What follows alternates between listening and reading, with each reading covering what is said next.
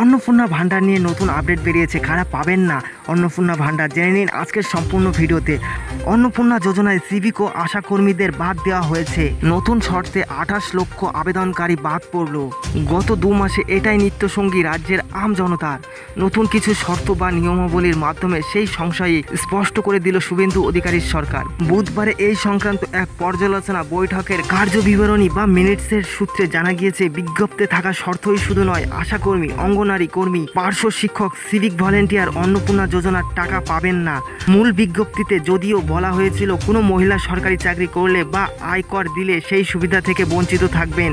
অঙ্গনারী বা সিভিকের মতো কর্মীদের এই ছাতার তলায় নিয়ে আসা মানে একটা বিষয় স্পষ্ট, সরকারি খাত থেকে সামান্যিক বা পারিশ্রমিক পেলেই তিনি আর অন্নপূর্ণা যোজনার তালিকায় অন্তর্ভুক্ত করতে পারবেন না।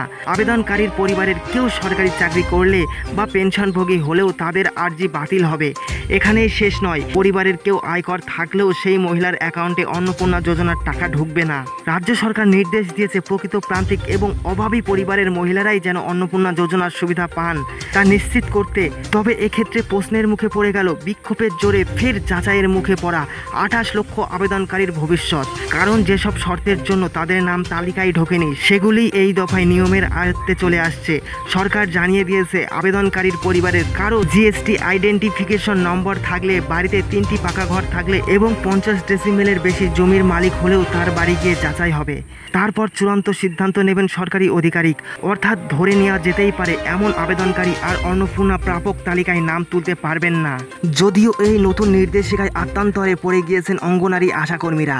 সূত্রের খবর, তাদের অ্যাকাউন্টে টাকা ঢুকে গিয়েছিল, এবার সেই টাকা ফেরত চাওয়া হচ্ছে। রাজ্যে বর্তমানে আশাকর্মীর সংখ্যা গ্রাম এবং শহর মিলিয়ে 75,000।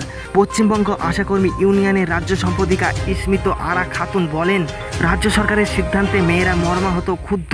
আগের সরকারের সময় আমরা 1,500 টাকা করে লক্ষ্মীর ভাণ্ডার পেতাম। গত কিছুদিন ধরে টানা উত্তর 24 পরগনা, মুর্শিদাবাদ, হাওড়া, নদিয়া সহ বিভিন্ন জেলা থেকে মেয়েদের ফোন পাচ্ছিলাম। যারা যারা অন্নপূর্ণা ভাণ্ডারের টাকা পেয়েছেন, বিডিও অফিস থেকে বলা হয়েছিল কাগজে লিখে দিন, আমরা টাকা নেব না, এই বলে টাকা ফেরত দিয়ে দিন। আর বৃহস্পতিবার তো সরকার নিজেই জানিয়ে দিল, আমরা এই সিদ্ধান্তে তীব্র প্রতিবাদ জানাচ্ছি।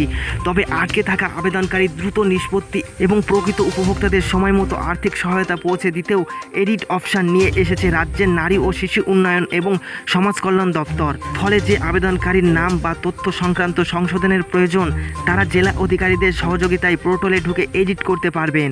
পাশাপাশি রাজ্য জানিয়েছে, দ্রুত নিষ্পত্তির স্বার্থে আধিকারিকদের সুপারিশপত্র আপলোড আবশ্যিক রাখা হচ্ছে না। তবে সিল ও সই সহ এই সংক্রান্ত নথির হার্ড কপি সংরক্ষণ করতে হবে। যাচাইয়ের গতি বাড়াতে জেলা প্রশাসনকে প্রয়োজনে সিডিপিও, আশাকর্মী, অঙ্গনারী কর্মী, সহায়িকা, সুপারভাইজার এবং আগ্রহী বিএলওদেরও কাজে লাগাতে হবে। 30শে জুন পর্যন্ত জমা পড়া এবং বর্তমানে যাচাইয়ের অধীনে থাকা সমস্ত আবেদন যাচাই করে যোগ্যদের তালিকাভুক্ত কাজ 10ই জুলাইয়ের মধ্যে সম্পূর্ণ করার নির্দেশ দিয়েছেন সরকার। একই সময়সীমার মধ্যে শেষ করতে হবে অফলাইনে জমা পড়া সমস্ত আবেদন ডিজিটাইজেশনের কাজও। এই ছিল অন্নপূর্ণা ভান্ডারের নতুন কিছু আপডেট। নতুন আপডেট কেমন লাগলো অবশ্যই কমেন্টে জানাবেন।